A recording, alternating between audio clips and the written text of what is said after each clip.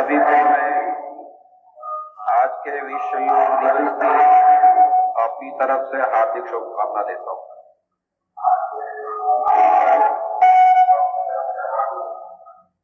आप सभी के अंतःकरण में विराजमान जो परम ब्रह्म परमात्मा है उसको मैं सादर नमन करता हूं। बड़े आनंद का विषय है, बड़ी प्रसन्नता का विषय है कि मालदेवपुर विद्यालय ने योग विषय को लेकर के 7 दिन का इस प्रकार से एक व्याख्यान माला और अभ्यास का कार्यक्रम रखा था। भक्ति से जुड़े हुए जितने भी बंधु इस समय है, मैं सभी आप सभी के अंतःकरण में विराजमान परमात्मा को नमन करता हूं। बंधुओं, हमारा जीवन हमको बड़े भाग्य से मिला है। रामचरितमानस के अंदर गोस्वामी तुलसीदास जी ने इसको अच्छे प्रकार से हमको समझाया है। गोस्वामी जी कहते हैं, बड़े भाग्य मनुष्य तन पावा। बड़े भाग्य से मनुष्य का तन मिला और बड़े भाग्य से जो मनुष्य का तन मिला है, ऐसा तन जो देवताओं को दुर्लभ है, सुर दुर्लभ सब ग्रंथ निगावा। सारे ग्रंथों में इस प्रकार का वर्णन, देवताओं को दुर्लभ तन ये हमको मिला है। यह तन केवल हाड़ मांस का लोथड़ा नहीं है, यह तन केवल पुतला नहीं है। इस तन के अंदर, इस तन के बाहर सब मिला करके जो दिखता है उसके अंदर शरीर है। भगवान श्री कृष्ण गीता में अर्जुन को समझाते हुए यही कहा है कि अर्जुन तू शरीर की चिंता कर रहा है।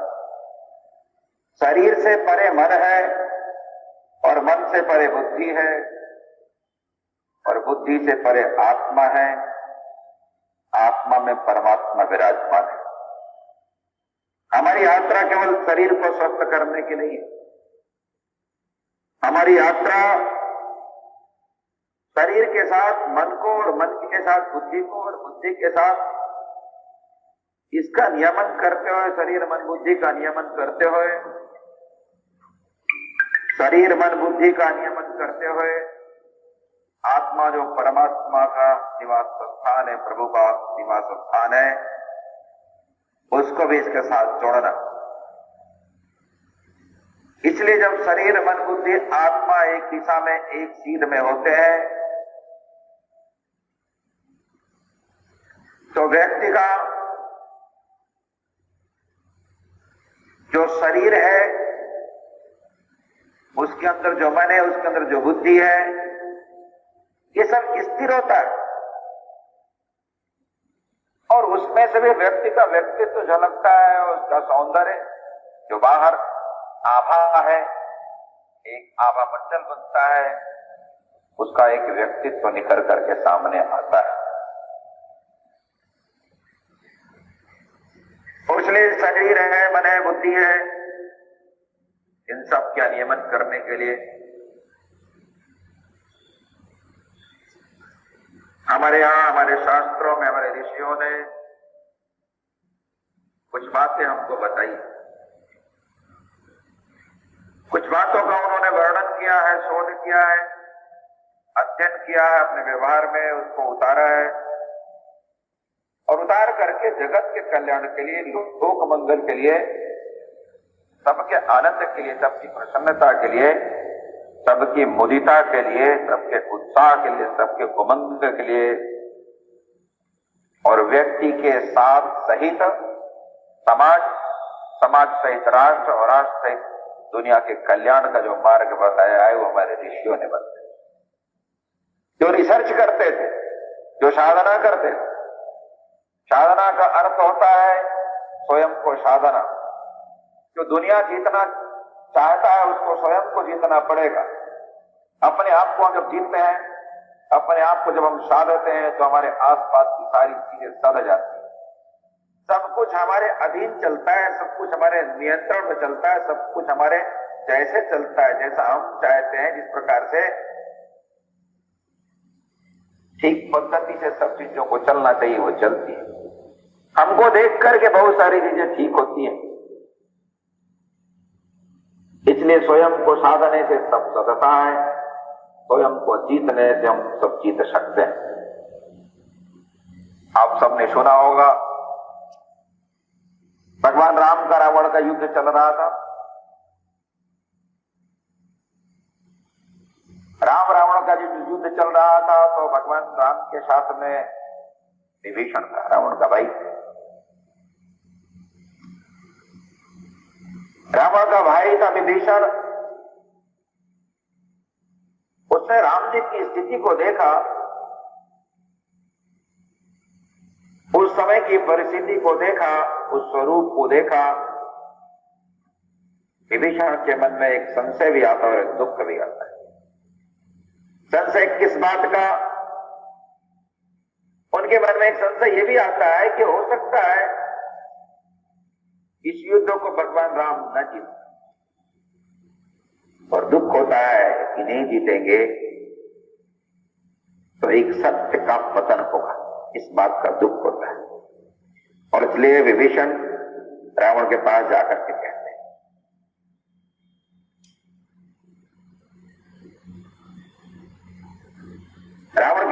भगवान राम के पास जाकर के विभीषण कहते हैं, उनके मन में ये विचार आता है।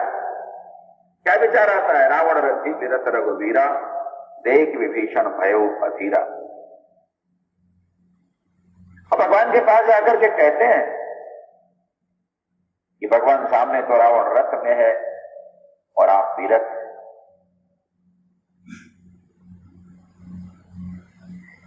किस प्रकार से आप इस युद्ध को जीतेंगे? तो भगवान राम विभीषण को यही कहते हैं, सुनो सखा कहा कृपा निधाना, जय जय होय सुचंदन आन। जिसमें से जय होती है वो रथ दूसरा है, और फिर मानस के अंदर 5-7 चौपाइयां हैं जिनका वर्णन गोस्वामी जी ने बड़े अच्छे ढंग से किया है। शायद हम पढ़ेंगे तो हमारे ध्यान में आएगा। है जो हमारा शरीर है, यह रथ है।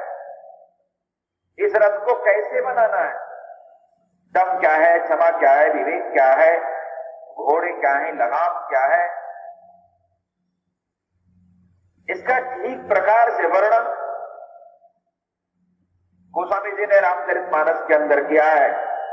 समय में अधिक नहीं लेना चाहता हूं, इसलिए आप उसको अलग से आज पढ़िएगा तो आपके ध्यान में आएगा। वो केवल मैं 6 पद में छोड़ करके आगे बढ़ा। हमको आगे बढ़ना है, आगे जाना है। जैसे तैसे नहीं जाना है, किसी प्रकार से नहीं जाना है।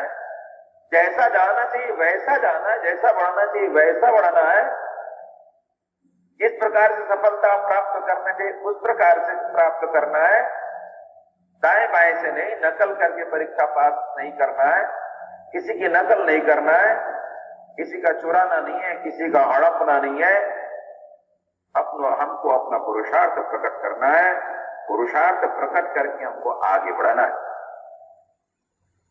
तो पुरुषार्थ हम कैसे प्रकट करेंगे? पुरुषार्थ प्रकट करने के लिए हमको इसी शरीर से प्रकट करना पड़ेगा।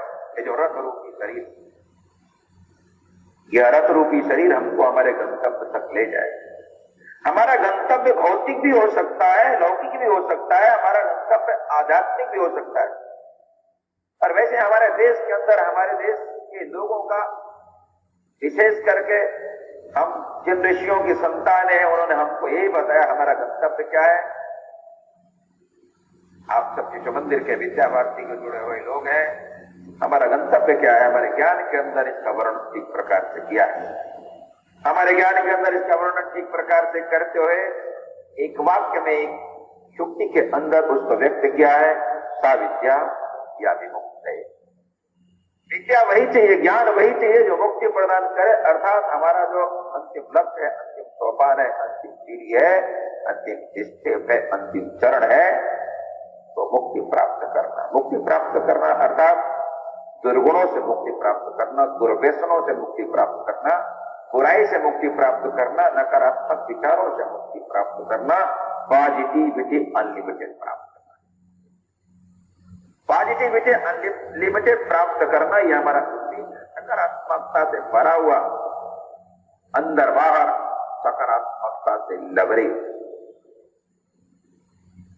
देखने में दूसरा उसको देखे वो भी उसकी ऊर्जा से लाभान्वित हो, उसकी ऊर्जा को प्राप्त करके वो भी आनंदित हो, उसका मन उदित हो, उसके अंदर उत्साह आए, उमंग आए।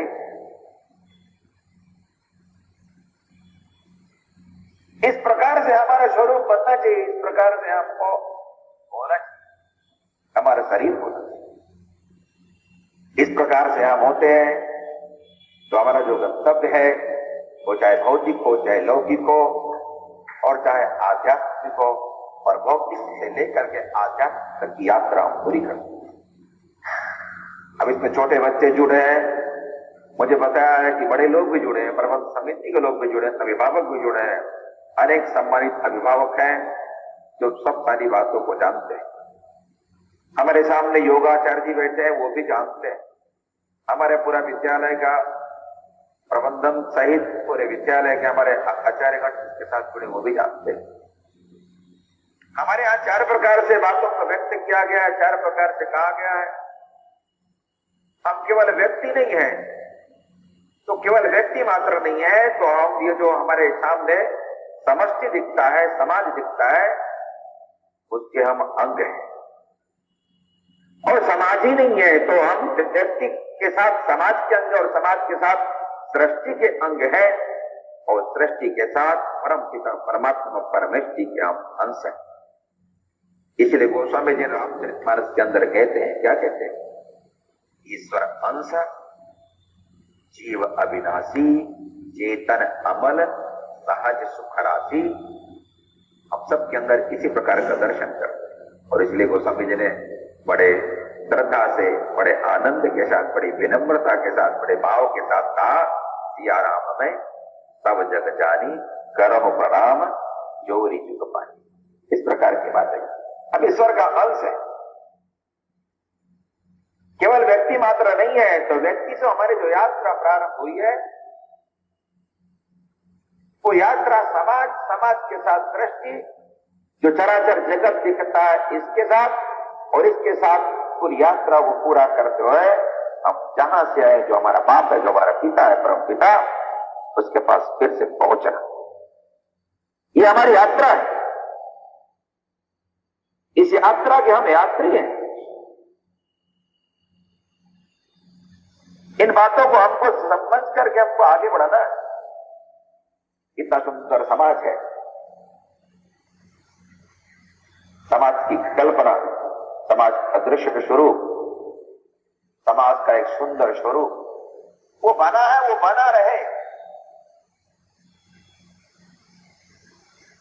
सृष्टि में जो जीव है, चराचर है, जगत है, चींटी से लेकर हाथी, वनस्पतियों से जो बनी सृष्टि है, पंच महाभूत से जो बनी सृष्टि है, प्राणियों से जो बनी सृष्टि है, मानवों से जो बनी सृष्टि है, ये सर्वांग सुंदर है। हम वंदे मातरम के अंदर इसका वर्णन करते हैं।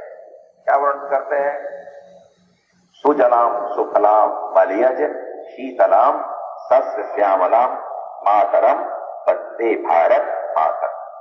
और वंदे मातरम, भारत मातरम के साथ दुनिया का कल्याण हो, दुनिया स्वस्थ रहे, दुनिया सुखी रहे, दुनिया एक दूसरे को अच्छा देखे, इस प्रकार की दुनिया बने।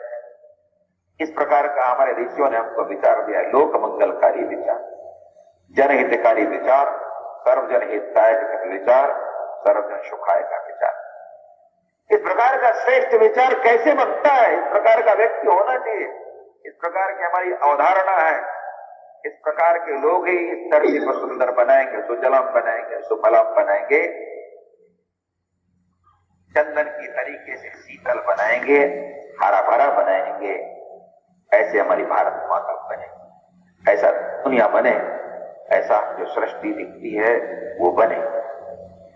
इस प्रकार की हमारी कल्पना, इस प्रकार का स्वरूप सामने रहना चाहिए, तभी ना बड़े भाग्यवान स्तन पावा, तभी ना सुर दुर्लभ सदग्रंथन गावा।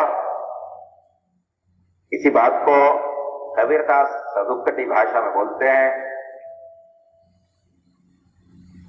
साधारण सी भाषा में बोलते हैं। अनूप जलोटा का भजन सुनते हुए आपने सुना होगा, क्या सुना होगा?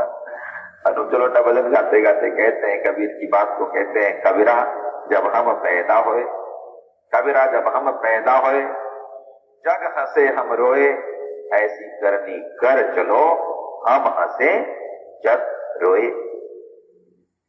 ऐसी रचना करके चलो, जिसको याद करके उसके पीछे लोग चले। महाजनों ये गता सपंथा यथा करती श्रेष्ठा तत्तर देवी सरोजना। इस प्रकार से श्रेष्ठ विचार, श्रेष्ठ व्यवहार, श्रेष्ठ कर्म ये जब व्यक्ति करता है, जब जाता है, तो उसके पीछे, उसके मृत प्राय शरीर के पीछे 2, 4, 10 लोग नहीं, लाखों लाख लोग उसकी यात्रा में चलते हैं और उसका नाम ले लेकर के, महर्षि पतंजलि का नाम ले रहा हूं, जैसे वीएस अयंगर का नाम ले रहा हूं, महेश योगी का नाम ले रहा हूं, योग गुरु स्वामी रामदेव जी का नाम ले रहा हूं। और वो तो परम पिता परमात्मा है, आदि योगी, देवों के देव महादेव, उनको मैं सादर वंदन करता हूं, नमन करता हूं। योगराज भगवान कृष्ण जो योग के जनक है, सभी प्रकार के योगों से जो परे है, सब प्रकार की योगों की साधना करके जो सबसे ऊपर है, ऐसे योगराज भगवान श्री कृष्ण, उनको मैं नमन करता हूं। सामान्य जिन्होंने हमको सिखाया, वह योगी ने हमको सिखाया होगा, हमको भी अयंगर ने सिखाया होगा, हमको स्वामी रामदेव जी सिखा रहे हैं, हमको हमारे सामने बैठे दिव्यानंद जी सिखा रहे हैं, नित्यानंद जी सिखा रहे हैं, अनेक लोग हमको सिखाते हैं। ये हमको क्या सिखा? यही सिखा हमारे जीवन का नियमन, हमारे श्वासों का नियमन। और इस प्रकार से जब बनता है तो व्यक्ति के सामने कितना भी खराब हो तो उसको अच्छे में बदलता है, व्यक्ति समस्या नहीं बनता, समाधान बनता है। हमारे देश में हमारे ऋषि महर्षि अनेकों उदाहरण हमारे सामने, जिनका नाम लेंगे तो एक बहुत बड़ी मालिका होगी, एक बहुत बड़ी संख्या है जिनका नाम ले लेकर के हम अपना जीवन चला रहे हैं। इन बातों का स्मरण करके दुनिया में जहां कहीं किसी ने इस प्रकार से किया है, उसका भी व्यवहार अनुकरणीय है। अभी एक दिन मैं व्हाट्सएप में एक कहानी पढ़ रहा था, शायद आपने भी पढ़ा होगा। एक कहानी आई और हम उनको सत्य ही मानते हैं। कहानी क्या आई थी कि लंबे वर्षों तक दक्षिण अफ्रीका के अंदर रंग भेद की नीति चलती रही। काले घोड़े का झगड़ा चलता रहा। जिस सड़क पर घोड़े चलते थे उस सड़क पर काले नहीं चल पाते थे। अब यह अन्याय था, अनर्थ था,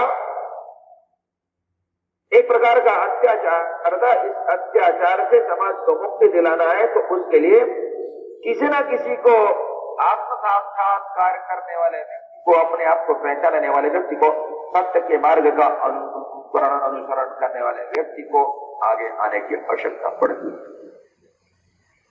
हमने देखा डॉक्टर नेल्सन मंडेला ने इस लड़ाई को लंबे समय तक लड़ा।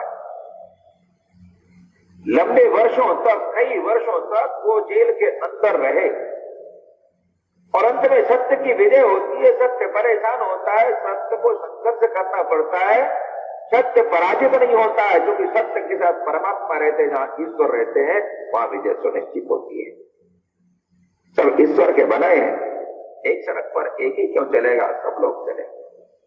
सारा मार्ग, सारी जमीन, सारा सब कुछ, वनस्पति, सारे पंच महाभूत, सारे प्राणी, सारा जीव, सारी सृष्टि परमात्मा की बनाई हुई है। इसलिए सबको इस पर जीवन जीने का अधिकार है।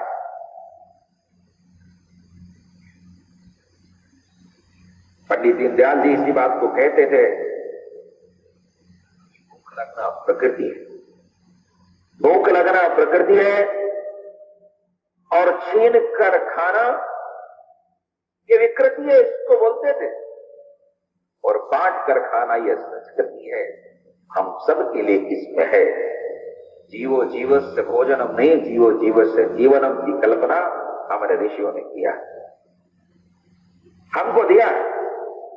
तो जो मैं कहानी बता रहा था कि लंबे वर्ष तक वो जेल के अंदर है, बाद तो वापस जब आए तो वो दक्षिण अफ्रीका का राष्ट्रपति, जमीन के व्यक्ति थे, जमीन से निकले थे, जमीन से उठे थे, इसलिए वो जमीन पर चलते थे, सबका वो स्मरण रखते थे।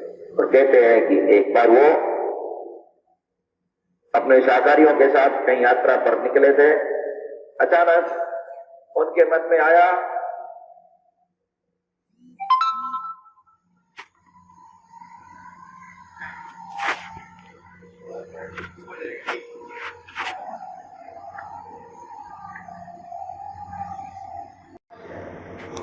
कितनी देर में समाप्त करना है, कितनी देर में समाप्त करना है मुझे आप बताइए। लंबा तो नहीं हो रहा है? नहीं, ठीक है, मैं बोल सकता हूँ?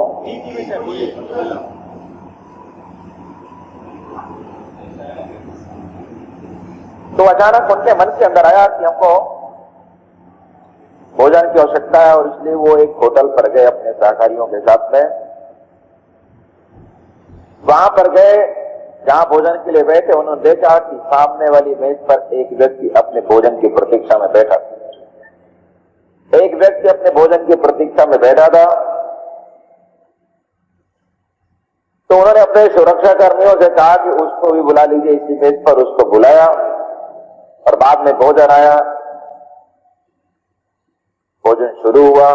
जो सामने वाला व्यक्ति था वो जल्दी जल्दी भोजन करके जल्दी से चला गया। तो नेल्सन मंडेला का जो सुरक्षा अधिकारी था उसने कहा, डॉक्टर साहब, जो सामने व्यक्ति बैठा था भोजन कर रहा था, वो लगता था बीमार था, वो कांप भी रहा था, ठीक से भोजन नहीं किया, चला गया। तो डॉक्टर नेल्सन मंडेला ने कहा जो बीमार नहीं था। सुरक्षा अधिकारी ने कहा, आप जानते क्या उसको? उन्होंने कहा, मैं उसको जानता हूं, बीमार नहीं था, उसको मैं ठीक से जानता हूं। संघर्ष के कालखंड में लंबे समय तक मैं जिस जेल के अंदर था, यह व्यक्ति उस जेल का जेलर था। मुझे जब कठोर यातनाएं दी जाती थी, यातनाओं से पीड़ित होकर के मैं पानी मांगता था, तो यह व्यक्ति मेरे ऊपर पेशाब करता। ये वही व्यक्ति जो मेरे ऊपर पेशाब करता था। आज मैं दक्षिण अफ्रीका का राष्ट्रपति बन गया हूं, इसको लग रहा है, ये लगता है कि मेरे साथ भी उसी प्रकार का व्यवहार करेंगे, इसलिए वो डर के मारे चुनाव रहा था, डर के मारे ठीक प्रकार से भोजन नहीं किया और डर के मारे जल्दी से चला गया।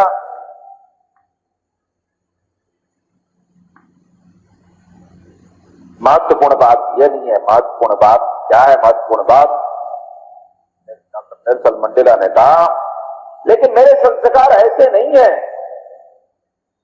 कि मैं इस प्रकार से वो करूंगा। उनके भी संस्कार लोक मंगल के थे। जिनके मन के अंदर लोक मंगल का भाव रहेगा वो बदला लेने की बात नहीं करते। अब ये लोक मंगल हमारे अंदर आवे, इसलिए हमारा जो शरीर शास्त्र है उसका अध्ययन किया लोगों ने, और अध्ययन करके इस शरीर को ठीक किया जाए, इस मन को ठीक किया जाए, बुद्धि को ठीक किया जाए। इसलिए महर्षि पतंजलि ने अष्टांग योग की कल्पना किया और बाद में अष्टांग योग की रचना। अष्टांग योग की कल्पना, अष्टांग योग की चर्चा, कोई व्यक्ति पैदा इस प्रकार से नहीं बन सकता है। हाँ, सुखदेव जी ऐसे हो सकते हैं, कुछ लोग ऐसे हो सकते हैं, लेकिन व्यक्तियों को बनाना पड़ता है और उनको बनाना पड़ता है। शरीर का शास्त्र है, उसको ठीक करने का शास्त्र है, उसको बनाने की विधा है। उसको शून्य से शिखर तक, उसको बॉटम से टॉप तक ले जाने की हमारे यहां उसका पाठ्यक्रम है। और इसलिए महर्षि पतंजलि ने हमको अष्टांग योग बताया। अष्टांग योग के अंदर केवल आसन ही नहीं है, केवल प्राणायाम ही नहीं है। आपको बैठे हो योगाचार्य बताए होंगे, 7 दिनों में सारी बातें आई हो, पुनर्स्मरण होगा। अष्टांग योग के अंदर यम, यम का अर्थ होता है संकल्प लेना, यम का अर्थ होता है शपथ लेना। किसका शपथ लेना? सत्य अहिंसा, सत्य अहिंसा आस्ते अपरिग्रह ब्रह्मचर्य, ये यम है। संकल्प हम लेते हैं, हम सत्य के मार्ग पर चलेंगे, हम हिंसा नहीं करेंगे, हम चोरी नहीं करेंगे, हम अनावश्यक वस्तुओं का संग्रह नहीं करेंगे। खराब बातें अनावश्यक चीजें हैं। और हम अंदर बाहर पूर्ण रूप से शरीर मन बुद्धि से, शरीर से मन से ब्रह्मचर्य व्रत का पालन करेंगे। ये हमारा संकल्प है। यम को हम संकल्प के रूप में लेते हैं। दूसरा है नियम। नियम का अर्थ है आत्म अनुशासन। आत्म अनुशासन जब तक नहीं है तब तक हम कितना भी कपालभाति कर लें, हमारे चेहरे में चमक नहीं आ सकती। कितना भी अनुलोम विलोम कर ले, हमारी जुकाम ठीक नहीं हो सकती, हमारा साइनस ठीक नहीं हो सकता है। कितना भी भ्रामरी हम कर ले, हमारी याददाश्त नहीं बढ़ सकती है, हमारी स्मरण शक्ति नहीं बढ़ सकती। और इसलिए आत्म अनुशासन बहुत आवश्यक है। आत्म अनुशासन का अर्थ है उसकी जो 5 बातें नियम के अंदर, शौच, स्वाध्याय, संतोष, तप, ईश्वर प्राणिधान, यह नियम है। आत्म अनुशासन अर्थात शौच का अर्थ होता है अंदर बाहर शुद्धता। व्यवहारिक जगत में कहना हो तो मैं कहता हूं कि शरीर की शुद्धता, कपड़ों की शुद्धता और जहां हम रहते हैं वहां की शुद्धता। आचार्य चाणक्य कहते हैं जल से शरीर शुद्ध होता है, सत्य से मन शुद्ध होता है। शरीर शुद्धता के साथ साथ मन की शुद्धता के लिए सत्य अर्थात शौच, स्वाध्याय, उसके संतोष। स्वाध्याय का अर्थ अपने आप को जानना, स्वयं को जानना, स्वयं को पढ़ना, स्वयं के बारे में जानना। शरीर शास्त्र को जानते हैं, मन को जानते हैं, बुद्धि को जानते हैं। आत्म साक्षात्कार करना, एकाग्र बैठ करके ध्यान करके अपने आप को पहचानना, अर्थात यह माना हो गया है स्वाध्याय। स्वाध्याय अपने आप को पढ़ना। तप है एक प्रकार से कर्म करना, ऊंचाई की तरफ बढ़ने के लिए वाणी का तप है, शरीर का तप है, कर्म का तप है, निष्ठा है, मेहनत है। ये सब तप के अंतर्गत आता है। और ईश्वर प्राणिधान, मैं ईश्वर का अंश हूं, ईश्वर का अंग हूं, ये बात हमेशा ध्यान में रखना। ये नियम है अर्थात ये आत्मानुशासन। इसके बाद हम आसन में आते हैं। तो आसन तो मुद्राएं, विभिन्न प्रकार की मुद्राएं, बैठने के पोस्चर जिसको हम बोलते हैं, तरीके। वज्रासन में बैठेंगे कि सुखासन में बैठेंगे कि पद्मासन में बैठेंगे कि वीरासन में बैठेंगे, कैसे बैठेंगे, ये हमारे तरीके हैं। आसन ठीक प्रकार से बैठना, उठना बैठना आना भी ये बहुत आवश्यक है। तो ठीक प्रकार से बैठना और उसके साथ में प्राणायाम। प्राणायाम का अर्थ है श्वासों का नियमन, श्वासों का नियंत्रण। जब तक श्वासों का नियमन नहीं होता है, लयबद्धता नहीं होती, निरंतरता नहीं होती है, गतिमानता नहीं रहती है, प्रवाहमानता नहीं रहती है, तब तक जो यो वायु है ये विकार के रूप में हमारे सामने आती है। इस वायु का, इस श्वास का कितना महत्व है। हमारे गांव में लोग कहते थे, कहावत थी, जब तक श्वासा तब तक आशा, निकल गई श्वासा बची नहीं आशा, सामने आ गई निराशा। इस प्रकार की बात बोलते थे। तो इसका नियम ज्ञान, अपान, उदान, समान, जो इसके वायु है इसका ठीक प्रकार से नियमन होना चाहिए। इसलिए उसके लिए प्राणायाम अर्थात प्राणों को विस्तार, वायु को, श्वास को विस्तार देना, लंबा लयबद्ध जिसको हम बोलते हैं, श्वासों का नियंत्रण, श्वासों का नियमन। प्रत्याहार का अर्थ होता है इंद्रियों का नियंत्रण। हमारी जो 5 ज्ञानेंद्रियां हैं, पांच कर्मेंद्रियां हैं, उनका नियंत्रण, उनको हम नियंत्रित रखें, उसको संतुलित रखें, उसको संयमित रखें। आंखों को देखना है तो क्या देखना है, मुंह से बोलना है तो क्या बोलना है,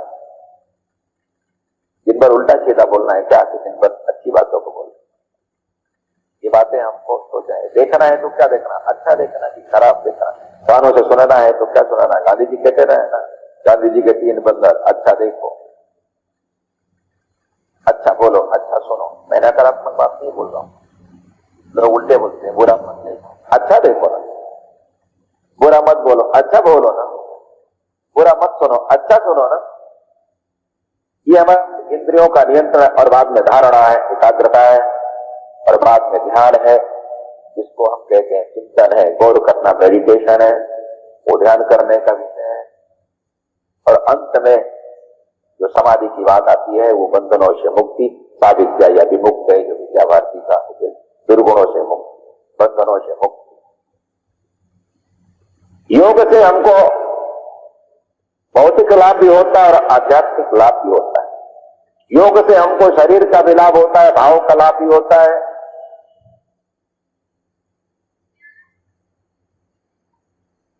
कई प्रकार के फायदे वर्णन हमारे योग के जानकार वस्तु करते हैं।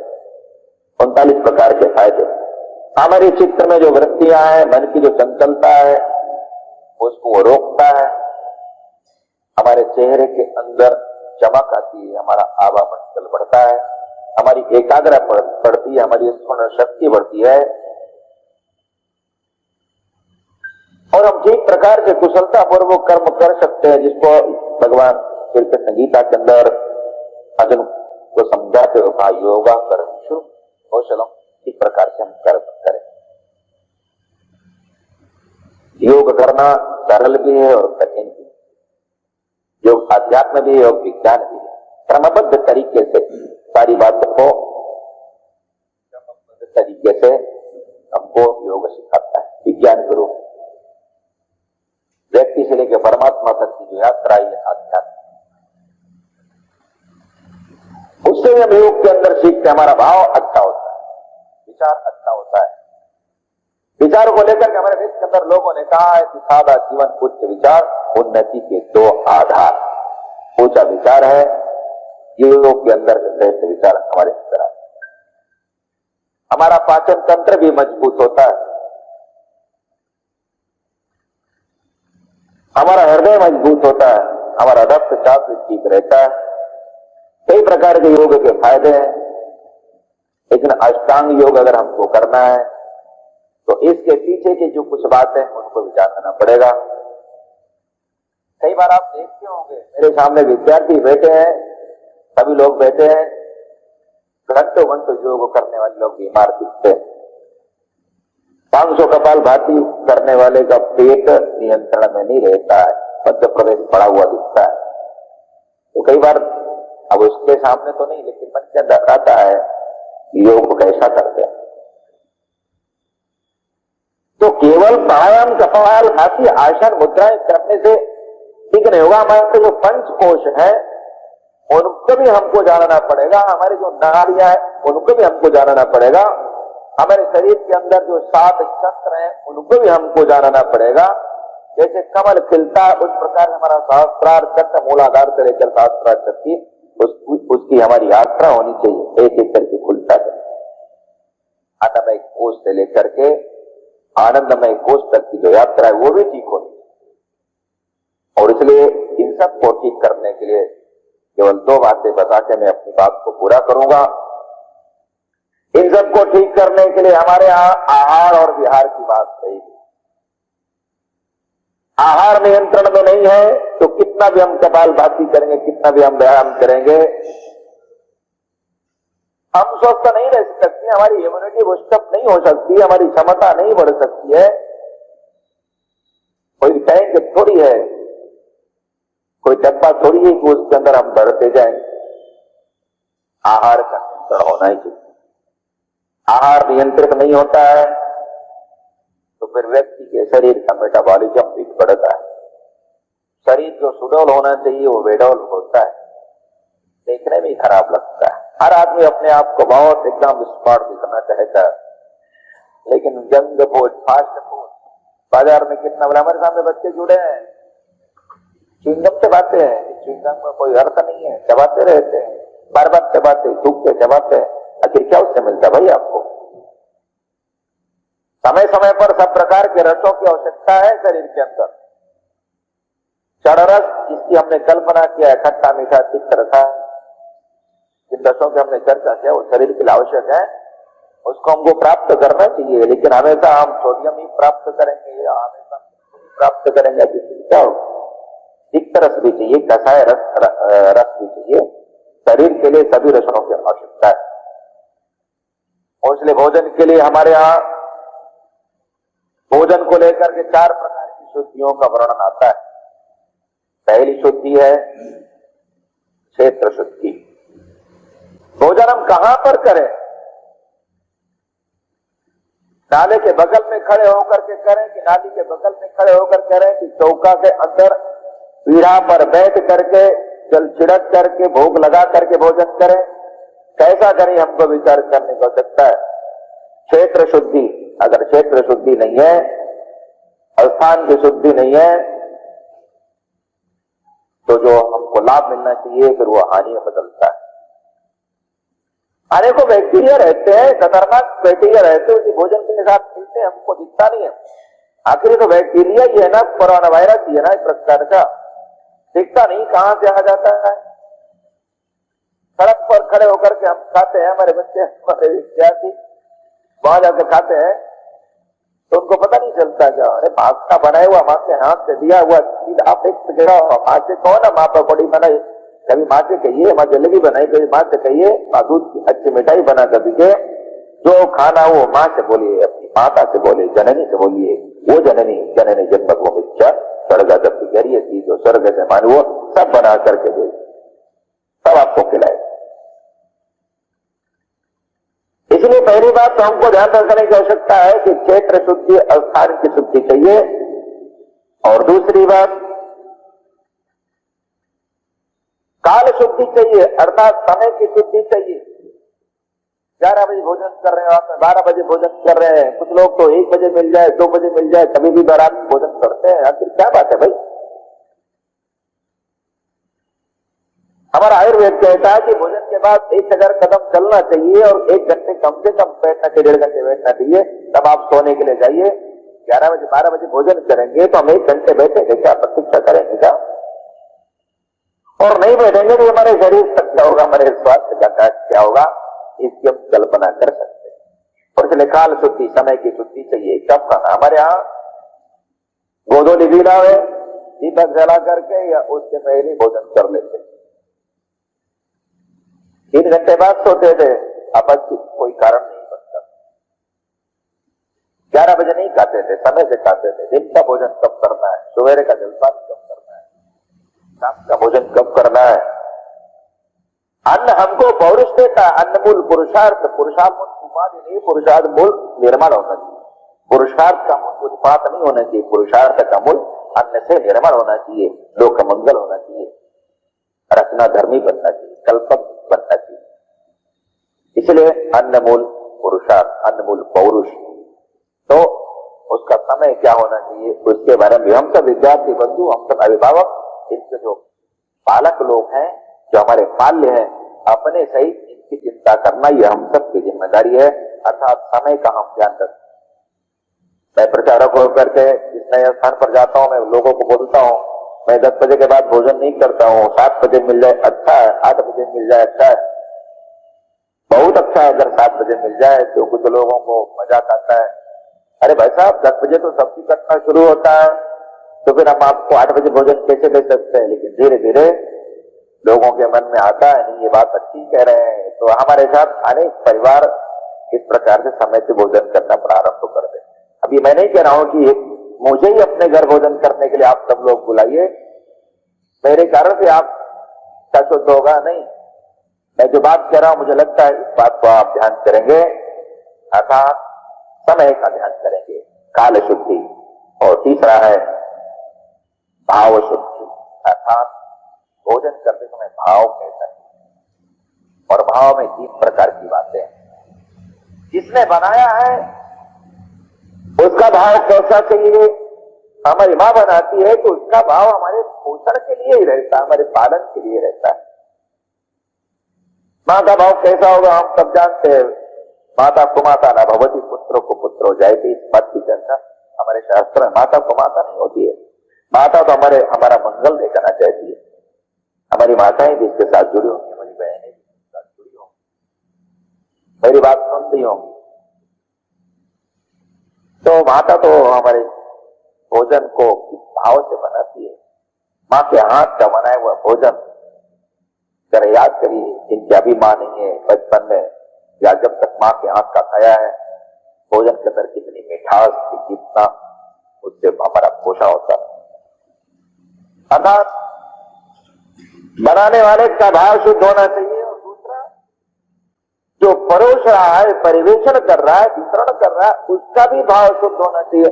नहीं हमको दे रहा है, देख उधर रहा है, फेंक करके चला जा रहा है, जितना हम मांग रहे हैं उससे ज्यादा दे रहा है, उससे कम दे रहा है। नहीं भाई साहब, भोजन को तो नियम यही है ना कि थोड़ा थोड़ा थोड़ा थोड़ा दीजिए और भोजन को पर्याप्त खिलाइए।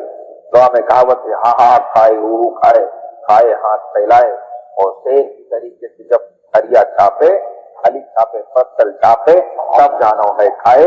इस प्रकार से लोग खिलाते थे, थोड़ा थोड़ा थोड़ा थोड़ा आग्रह पूर्वक। जो वितरण कर रहा है उसका भाव भी होना चाहिए। और तीसरी बात, हम जो भोजन करने वाले तो हमारा भाव ठीक होना चाहिए। ये भोजन ईश्वर का दिया हुआ मेरे लिए प्रसाद है, इसलिए हम भोजन करने से पहले कहते हैं तोदियम वस्तु गोविंदम शुभ्रमेव समर्पय ब्रह्मार्पणो ब्रह्मार्पणम ब्रह्माव्य। ब्रह्म का दिया हुआ ब्रह्म, उसको हम समर्पित करते हैं। हमारे अंदर जो ब्रह्म बैठा उसको हम समर्पित करते हैं। वो भी पूजा के भाव से, यज्ञ के भाव से हम ग्रहण करते हैं। बनाने वाले का भाव, वितरण करने वाले का भाव और ग्रहण करने वाले का भाव भी शुद्ध होना चाहिए। अर्थात क्षेत्र शुद्धि, काल शुद्धि, भाव शुद्धि, और अंत में जो बात आती है के लिए वो द्रव्य शुद्धि की बात होती है। जैसे अन्न खाता है, हमारे यहाँ कहते ना लोग, जैसा खाए अन्न वैसा रहे मन। जिस प्रकार का अन्न हम खाते हैं उस प्रकार का हमारा मन रहता है। हम भोजन करते हैं, हमारे आसपास में भूखा उसको भोजन कराने की हमारी जिम्मेदारी। रोटी हम गाय की हमारे यहाँ होती थी और अंतिम रोटी कुत्ते के लिए हमारे यहाँ होती थी। भोग लगाते समय भी हम बलि वैश्वदेव यज्ञ करते थे, पक्ष अन्न की भी हवन, उसकी बलि अग्नि जला करके उसके अंदर हवन करते थे, डालते थे, चीटी से लेके ब्रह्म तक सबका स्मरण करते थे। किस प्रकार से भोजन को प्रसाद, भोजन को प्रसाद, भोजन पर ध्यान, टीवी पर ध्यान नहीं, मोबाइल पर ध्यान नहीं, इधर उधर ध्यान नहीं, भोजन पर ध्यान। न ज्यादा खा सकेंगे न कम खा सकेंगे, जितना आपकी आवश्यकता है उतना खाएंगे, संतुलित खाएंगे। आपका शरीर संतुलित रहेगा, मन संतुलित रहेगा, बुद्धि संतुलित रहेगा, सब संतुलित रहेगा। आहार की स्वच्छता, आहार से, भोजन से रस बनता है, रस से रक्त बनता है, रक्त से मांस बनता है, मेद बनता है, मज्जा बनता है, हड्डी बनता है, वीर्य बनता है। ये अंतिम यात्रा नहीं है, इससे भी आगे की यात्रा है। वीर्य से योज बनता है, व्यक्ति ओजस से दिखता है। विवेकानंद की वाणी सात समुद्र पार अमेरिका के अंदर एक गूंजती थी, तो उसी भोजन से गूंजी है जिस भोजन को हम करते हैं। स्वामी रामदेव जी पूरी दुनिया को आज योग की शिक्षा दे रहे हैं, उसी भोजन से वो सीख करके लोगों को दे रहे हैं। हमारे सामने बैठे हुए योगाचार्य जी हैं, ये भी हमको योग सिखा रहे हैं, अच्छी बातों को बता रहे हैं। ये भी उसी भोजन से सीख करके आए, उसी भोजन को करके डकैत बनते, कैमर बनते, लुटेरे बनते हैं। जैसा भोजन है, जैसा रहे अन्न वैसा रहे मन। हमारा जो भोजन है वो रस, रक्त, मज्जा, मेद, अस्थि, वीर तक की यात्रा नहीं है, वीर से भी आगे बढ़कर भोज तक की यात्रा है। ये भोजन से, आहार की शुद्धता से हमको मिलने वाला है। जितना आहार शुद्ध होगा उतना विचार शुद्ध, और इसलिए आहार उसके साथ में विहार। विहार का अर्थ होता है दिनचर्या। हम बहुत अच्छा बनना चाहते हैं लेकिन हमारी दिनचर्या ही ठीक नहीं है। कब उठना चाहिए, बहुत लोगों ने उगते हुए सूरज का दर्शन ही नहीं किया होगा। आज एक संस्कृति चल गई है, श्वान संस्कृति चल गई है, कुत्तों को चराने की संस्कृति चल गई है, कुत्ते को पालने की संस्कृति चल रही है। चलना चाहिए, उसका जहां स्थान है वहां रखना चाहिए। देर तक जगने की और देर तक सोने की संस्कृति चल गई। हमारे यहाँ कहते थे, अंग्रेजी में कहा होते, early to bed and early to rise.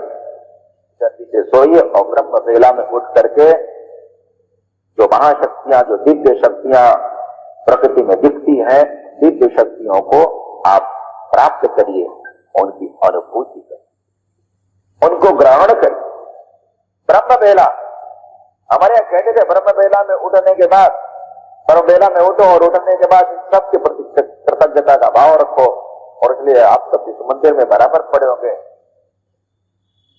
कराग्रवस्य Lakshmi कर मध्य तो सरस्वती कर मूले तो गोविंद प्रभात कर समुद्र वचने देही पर्वत कृष्ण पत्नी नमस्तुभ्यम पादस्पर्श ब्रह्मा मुरारी त्रिपुरांतकारी भानु ज्योति भूमि सुधो बुधस्य राव के दुआ सर्वे ग्रह शांति करा भवन्तु। एकदम शांत वहां पर उस समय वातावरण रहता है। हम लोगों के विद्यार्थी काल में उस समय सवेरे 3 बजे 4 बजे उठ करके लोग पढ़ते थे।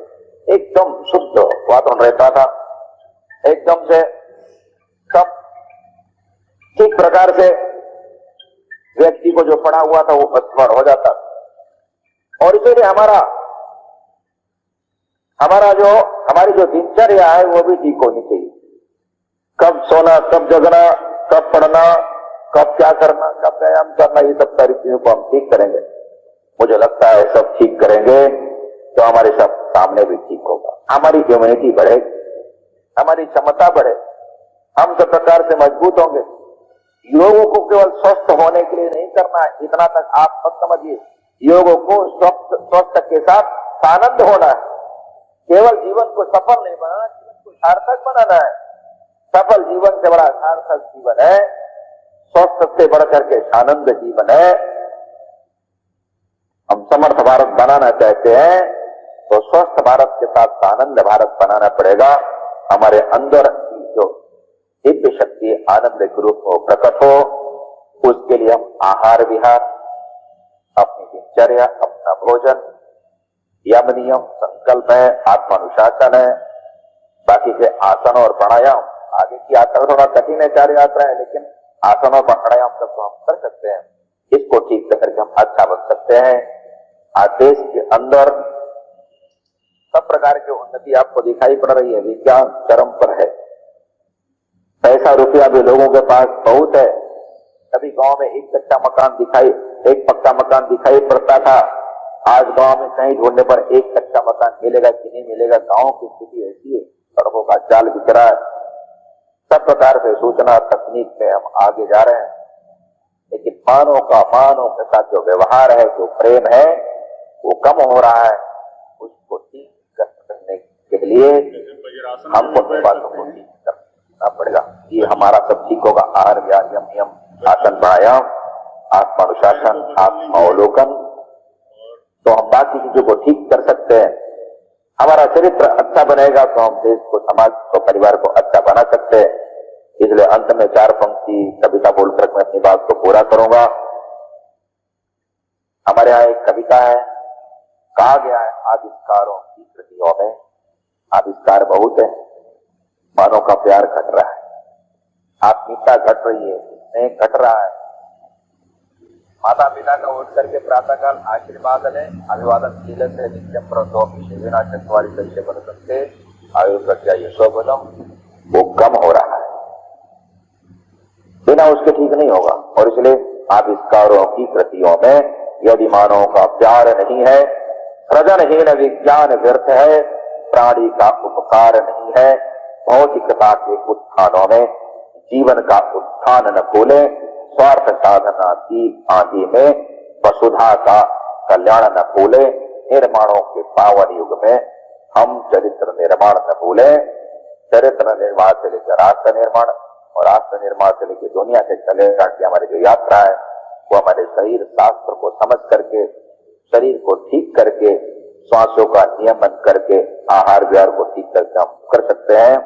आप सब अच्छे बने, आप सब अच्छा काम करें, आप स्वस्थ रहें, मस्त रहें, आपका जीवन नित्य निरंतर आगे बढ़ता रहे, सूरज की भांति आप उठते रहे, दीपक की भांति आप प्रज्वलित रहे, लहरों की भांति आप निरंतरता से आगे बढ़ते रहे। दीपक का भाव भी यही है, दीप कहता भी यही है, दीप हूं जलता रहूंगा, किस लिए जलूंगा, हो में प्रभा हरता रहूंगा, और कब तक, मैं प्रलय की आंधियों से अंत तक लड़ता रहूंगा, लहरों की तरीके से बहता रहूंगा, सूर्य की तरीके से निकलता रहूंगा, तो